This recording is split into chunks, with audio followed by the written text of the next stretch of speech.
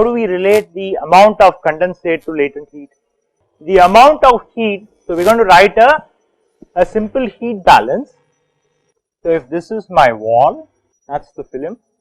So if I take a small location here, okay, so the amount of fluid which is present here depends upon the amount of heat that is actually transported from the vapor to the wall, right. So dq, that is the rate at which the heat is transported from the vapor to the wall, that should be equal to some flux of heat transport, okay, multiplied by B into dx. B is the length of the plate outside the load, and that should be equal to the latent heat multiplied by, that is the rate of condensation, differential rate of condensation multiplied by the latent heat of vaporization. So that tells me, gives me a relationship between the flux and the amount of fluid that is condensing. Right. So from here I can find out dm dot by dx is given by Qs into B divided by Hf.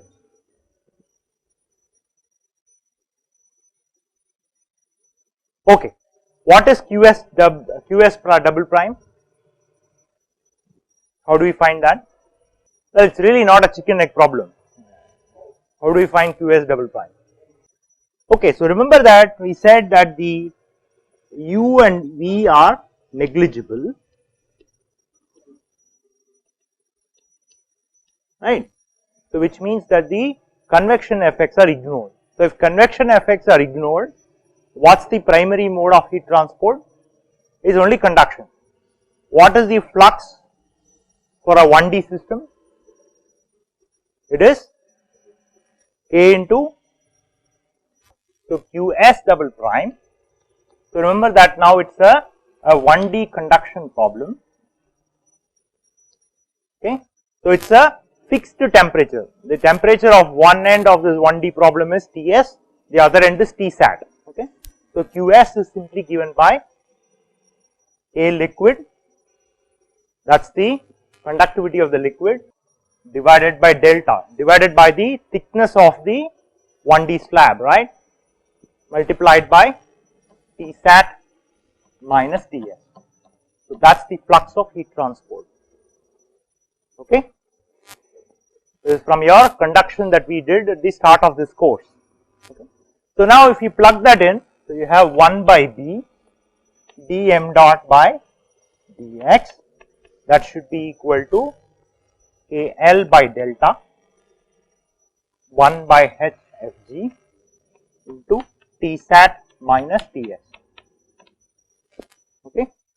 So now by writing heat balance and taking into account that it is a 1D conduction problem, so we have found a relationship between the condensate rate, okay. So m dot by B is the amount of condensate per unit length of that, of the wall, which is actually going outside this board, right.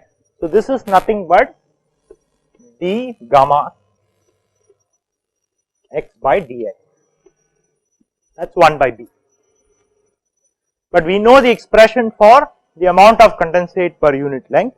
So if I substitute that here, so that will be, rho L G, rho L minus rho V divided by 3 times mu L into 3 delta square d delta by dx, okay. So all I have done is I have differentiated the expression for the amount of condensate that we estimated using momentum balance. Remember, short while ago we estimated the amount of condensate from the momentum balance. I take the first differential and that is this expression, okay. So from here, so now I have got an expression for d delta by dx, okay, and so that is given by 3 mu L into KL divided by delta Fg Tsat minus Ts divided by rho L G rho V minus rho L, okay. be rho L minus rho. Okay. So now we have got an expression for the boundary layer thickness. So we can integrate this expression and we will find the boundary layer thickness, and that will turn out to be 4 times KL mu L divided by, did I make a mistake? Oh, 3 delta square, 1 over delta square. Okay, thanks. Yeah, I cancelled out this 3. Thanks. So that will be G times rho L minus rho V HFG Tsat minus Ts multiplied by x to the power of 1 by 4. Okay. So that is the expression for the boundary layer thickness. So we have a question, why are we so concerned about boundary layer thickness for this problem? We never worried about boundary layer thickness for any of the problems we looked at, right? Why are we so concerned? Why is it important for this problem? Okay, but how do we find heat transport coefficient? Remember, the objective is to find heat transport coefficient. How do we find heat transport coefficient? We know the boundary layer thickness now. What's the heat transport coefficient? It's there on the board. It's KL over delta, right? What's the definition of heat transport coefficient? From Newton's law of cooling, we say that the net amount of heat, the flux of heat that is transported, is the heat transport coefficient at that location multiplied by the temperature difference. So that's the definition, right? And so because it's a 1D conduction problem, the flux is given by KL by delta into Tsat minus Ts. So you could actually read out from here that the heat transport coefficient is nothing but KL by delta. So that's why we have been so concerned about finding the boundary layer thickness. Okay, so if we know the boundary layer thickness, we are done. We have found the heat transport coefficient for this problem. Okay, so we know the boundary layer thickness. So the expression for heat transport coefficient is given by KL into G rho L rho S rho liquid rho V divided by 4 KL mu L Tsat minus Ts into x to the power of 1 by 4. Okay. So this expression and some of the other expressions we are going to see today is because of this very well known person called John Leonhard.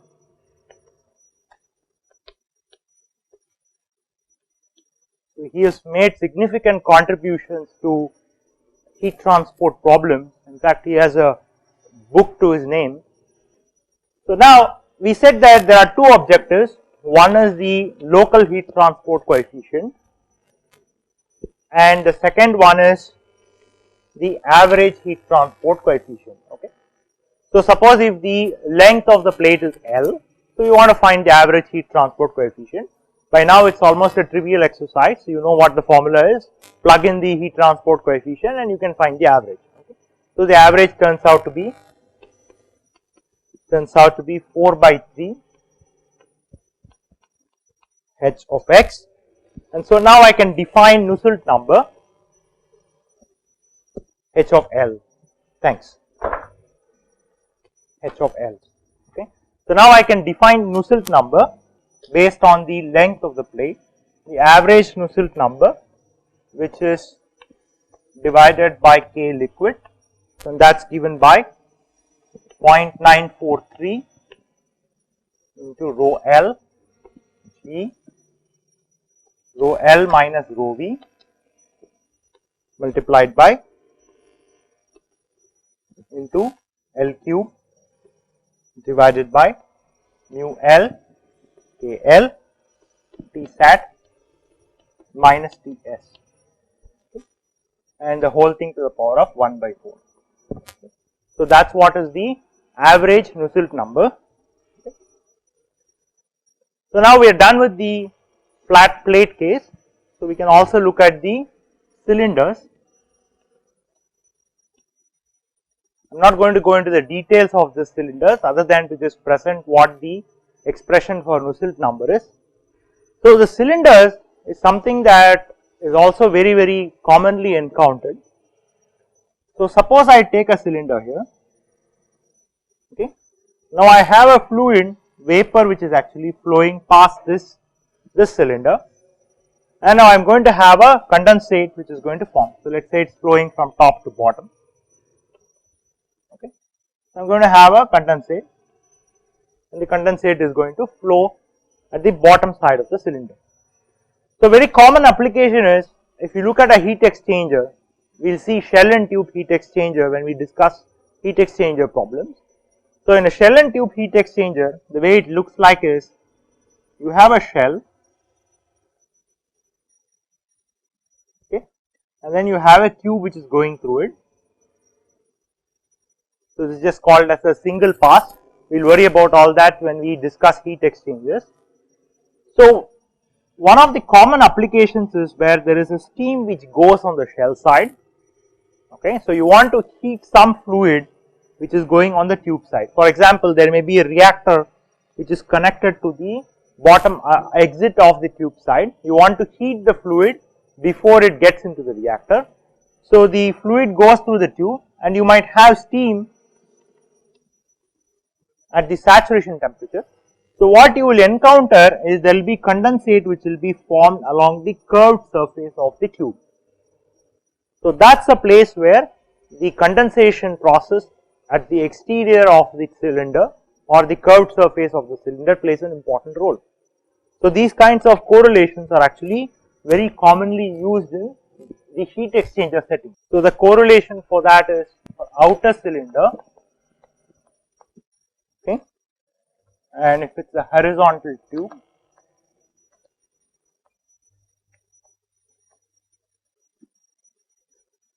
so the average heat transport coefficient based on the diameter of the tube, that is given by 0.729 multiplied by OL rho V Fg prime cube divided by K, that is the K liquid cube of that mu T sat minus Ts into D to the power of 1 by 4. Okay. So, that is the average heat transport coefficient based on the diameter of the tube. An extension of that is, suppose if I have n tubes together,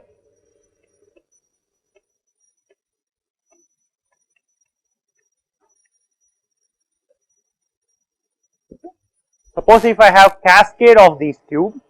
So, remember that in the shell and tube heat exchanger, we saw that when steam comes through the shell side, okay, you will have condensation on the first tube, you will also have condensation on the second tube. So, it is important to know what is the rate of condensation and the heat transport coefficient when you have many tubes which are placed in a certain line. So, if I have n tubes, so you have tubes placed one below the other, 1 to n. So, if you have n tubes like that, and so in that case the heat transport coefficient can be extended to 0.729 multiplied by G times rho L rho V rho L minus rho V multiplied by the latent heat K liquid divided by mu into T sat minus Ts.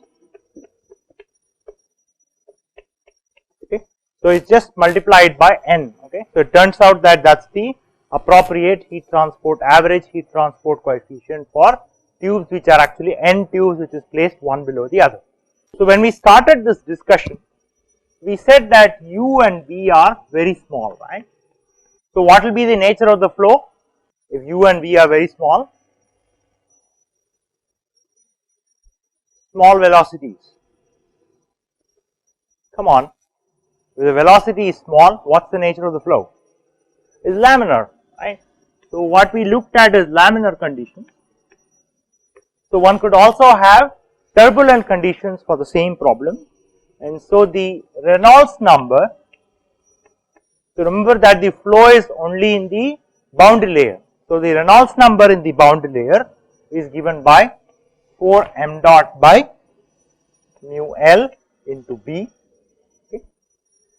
And so if this is less than 30, then it is considered to be laminar. The flow is considered to be laminar, and if this is about is greater than 1800, considered to be a turbulent flow, considered to be a turbulent condition. And obviously you cannot neglect, cannot ignore convection effects, cannot ignore convection, and so the heat transport coefficient for this case is given by this expression.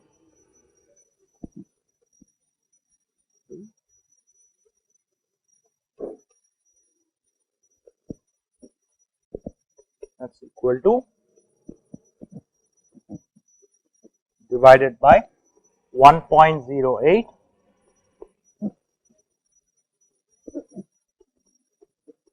minus 5.2. So that's the correlation for heat transport coefficient under turbulent conditions.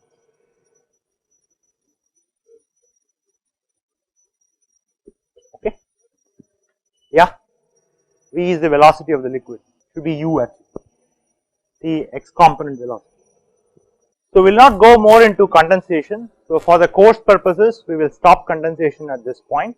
So from the next lecture, we will start heat exchangers. We look at what are the different types of heat exchangers.